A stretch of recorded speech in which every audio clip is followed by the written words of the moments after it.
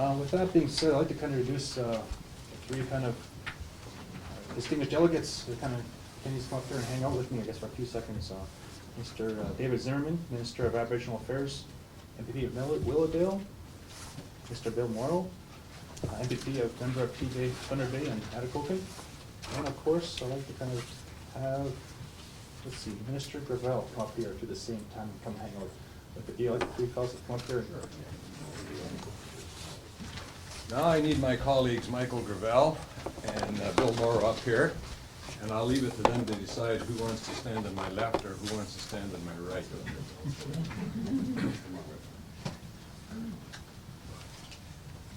Here. Block it. I was supposed to be a political joke. I'm on your lap, no bad. And Bill? I'm comfortable. You're comfortable. Bill's much more diplomatic. Good morning, bonjour. Before I begin, I'd like to acknowledge that we are on the traditional territory of the gathering place of many people on Turtle Island. I would also like to give a special acknowledgement to the traditional territory of the Anishinaabe peoples in the Robinson Superior Treaty area and to the Fort William First Nation. And I recognize the very long history and contributions of Métis Nations, First Nations, and Inuit in Ontario. Thank you for the introduction, Matthew. Before I begin, though, I do want to say it was just beautiful arriving this morning on the airport and getting off the plane and walking across the landing strip. The snow was pristine clear. It was just beautiful, healthy air, because down in Toronto, when you get back next week, and next week it's wet, sloppy, and dirty. Not a very nice place at all. Easy right for you now. to say, you didn't have to shovel. Yes. Well, the other reason I understood I was invited up, they asked some guys from the south to come up and help with the snow shoveling exercise. So I'll help out afterwards. Look, I'm standing beside two of the hardest working MPPs in our caucus and in our cabinet. And although I have the pleasure of making the announcement, the people that are really behind the announcement and the money behind the announcement are Mike and Bill. And without them, I wouldn't be standing here making the announcement. So thank you, Bill. Thank you, Michael, for that. And you have no idea how Mike and Bill keep the pressure on the rest of cabinet and caucus to do good things for the North. I wish you were my MPP in Toronto, then I might get some more things. I heard Willowdale doesn't have Ditto for you, Michael. And I want to thank the Ontario First Nations Technical Services Corporation for inviting us today. I'm pleased to see many of our partners, all of our partners for the Ontario Climate Impacts and Adaptation Resources. That's quite a handle, but I thank them for taking time to attend. And Professor Pearson from Laurentian University, we flew up in a plane. You may not realize this, he took the bus from Thunder Bay, Laurentian, from Sudbury, 14 hours by the bus here. He's here for the announcement and a few other things, and then 14 hours back on the bus. So that is real commitment.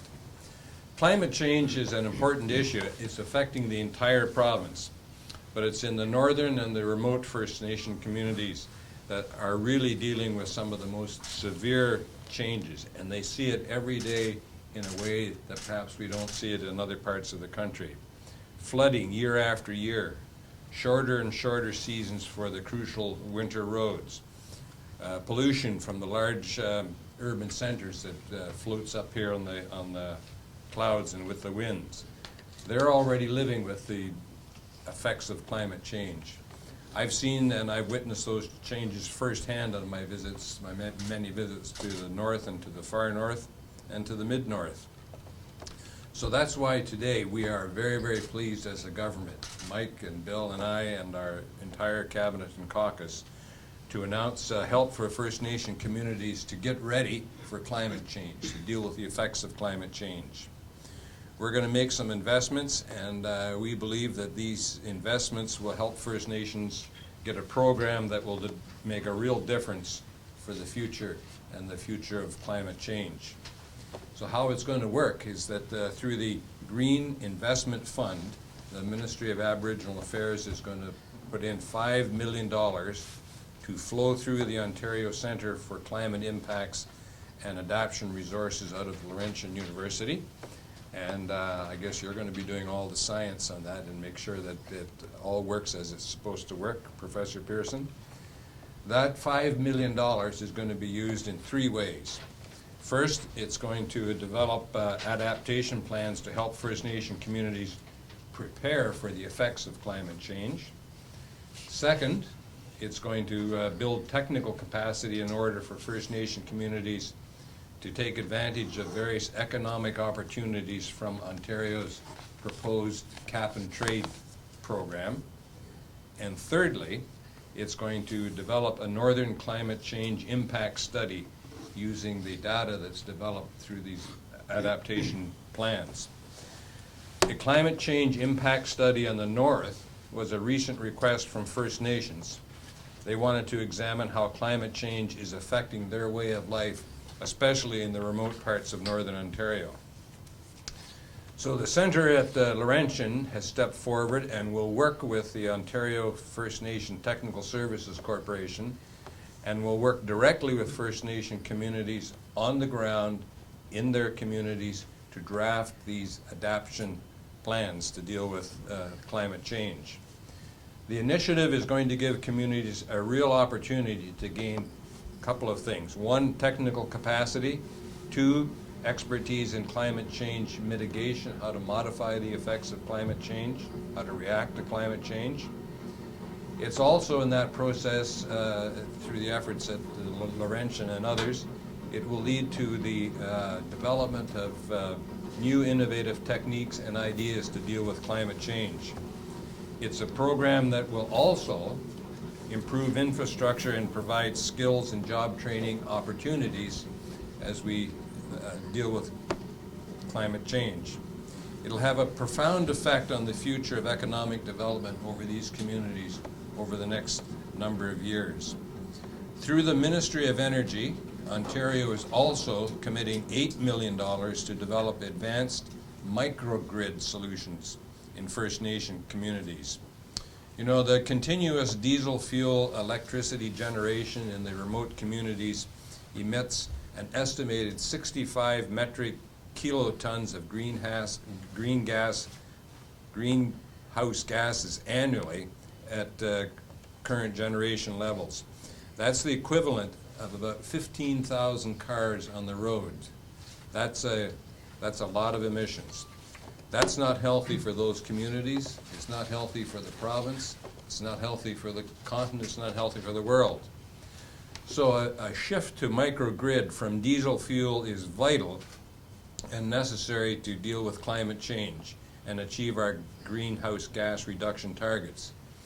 It's imperative, absolutely imperative, that we begin preparing First Nation communities to adapt to climate change right now. I hear on a daily basis, just on this one item about the ice roads. So the ice roads used to last several months, and now I understand from the information I'm getting from the First Nations that they're down to 6-7 weeks. Maybe. And that's just not enough time to transport everything up to the First Nations that they need for the coming year. So we have to deal with that, and we have to deal with that now. So I look forward, and I know Minister Gravel and Minister Mauro look forward to working with all our partners to see that this strategy of ours really comes off. And I'm sure the work that Bill and Mike do and the commitment that they have to the North, that this is going to be a successful strategy. It's going to be executed successfully, and it's going to deliver results. So thank you, Miigwech. I'm happy to make the announcement, but now we want to hear from Bill and Mike about how this is really going to play out. So who goes first? I'm going to applaud you, Minister. I think that's worthy of applause. Thank you very much, Miigwech. Let me first also acknowledge that we are on the traditional lands of Fort William First Nation in the Robinson Superior Treaty area. And let me also just acknowledge and thank my good friend Elder Victor for your, as always, inspiring blessing and prayer. You're a remarkable man, and it's wonderful to see you as always. This is a really important announcement, and it's one that actually ties into a number of initiatives that are so clearly important to our government. We certainly understand quite clearly the impact of climate change, and particularly the significant impact on the north and the far remote parts of our province, obviously where there are a significant number of First Nations. The work that will be done with Dr. Pearson and with the Ontario First Nation Technical Services Corporation, Wesley Bull is the president here. You're going to be speaking, I understand, at some point. And that kind of partnership is going to be very, very important. So Dr. Pearson, I know that the specialized work that you do at your center at Laurentian University is crucial, and we're grateful for that work. I'm also very pleased about the support for the microgrid solutions. It's important. I think it's relevant for me to note that some of the media here might even recall this, but last summer we made an announcement through the Northern Ontario Heritage Fund Corporation of a significant investment with Fort Severn First Nation. Fort Severn being the most northern First Nation in the province, for a partnership with a private company for a microgrid solution, a commercial renewable energy solution with wind and power in that community. We certainly do understand the impact that obviously diesel has on communities in a very negative way. These microgrid solutions really can be ultimately, I think, make a huge difference in terms of those opportunities and help us all work together. The minister, not to go on too much longer, but Minister Zimmer referenced certainly the impact of climate change in terms of our winter road system. I'm certainly very familiar with that as well. I've seen a study, Minister, that said there was a point many years ago, maybe 30, 40 years ago, when the winter roads would be available for up to 77 days. Now it's down to actually about 28 days, and this year is a particularly a bad year, to put it quite bluntly, in terms of access. There are some roads that are open, but there are some that are not open for full loads. So this is something that requires us to do that, and certainly our commitment to a climate change strategy and to the climate change impact study that will result as a part of the support from this is going to be crucial in making the kinds of decisions that we need to make and the First Nations need to make, obviously in partnership with our government. We want to, obviously we've got a very important relationship with our First Nation and our Métis Nation of Ontario, and we're going to continue to support that. So today's announcement is huge, it's significant, and ultimately, as you said, Minister, will hopefully lead us to some solutions that will put us in a position to actually move forward on our new economy related to our new climate change strategy. So thank you so very much. Miigwech. So good morning, everybody. Pleased to be here with my colleagues this morning, Minister Zimmer and Minister Gravel. Matthew, thank you, and all for hosting us here this morning. Professor Pearson, quite a commitment, 14 hours on a bus. You get the extra Danish here today or something. Elder Pelche, good to see you again, and thank you very much for your blessing this morning. I guess I would simply frame my remarks about today's announcement in the context of what Ontario and our government has been doing for a very long time. This is not a starting point, it's not something new. I think what you're hearing today is another example of the leadership that Ontario and our government has been showing when it comes to issues related to climate change for quite some time. Many of you will be aware and know of our Green Energy Act. That goes back a number of years where we began to do that for the very reasons that we are here talking about today. I think now in Canada, there are very few subnational jurisdictions remaining who have not come forward with some position on climate change. We know that Quebec has been part of the Western Climate Initiative with California for some time, and you know now that Ontario has announced that we will be part of that Western Climate Initiative with California and Quebec. You will know that BC has had a carbon tax in place for quite some time, and I think in the last short period of time, Manitoba and other jurisdictions have come forward, and Alberta, I believe, have come forward with some position on cap and trade or carbon tax or some mechanism to start putting a price on carbon. I think Saskatchewan might be one of the few subnational jurisdictions in Canada still who has not come forward. The point being that people are now, in a very big, very public way, clamoring and becoming part of something that I think in Ontario we have been doing and moving forward on for some time. And I think it speaks very well of Ontario as a leader in this regard.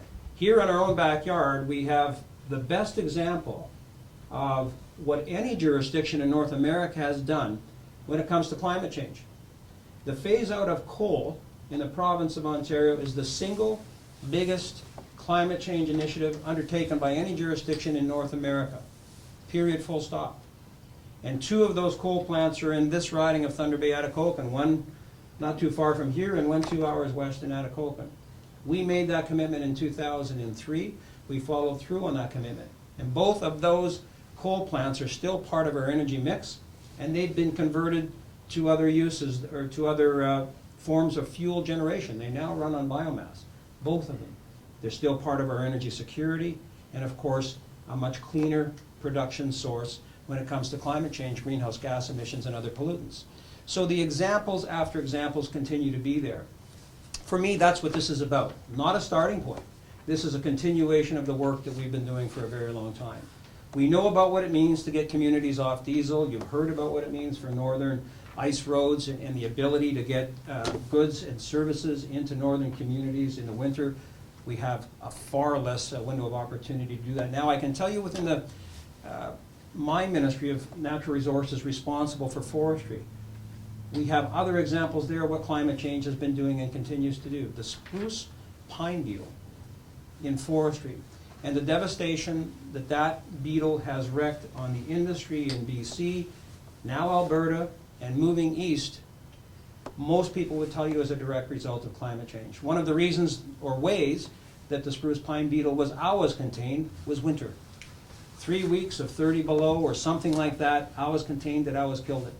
And with climate change, we don't achieve those temperatures anymore. So it's another very clear example of what warming weather is doing and a direct impact that it has on us as northerners. So that would be the theme I would leave with you today, is that this is a great announcement, but it's not a starting point for us as a government. We have been on this file for a very long time. Today is another example of a continuation of the strong and good work that we've been doing when it comes to climate change for years, I would say, since we first came to government, beginning with that commitment in the 2003 election to close coal in the province of Ontario. So again, I say thank you to all our partners. I wish you good work in the future, and thanks for having us and hosting us here today. Thank you.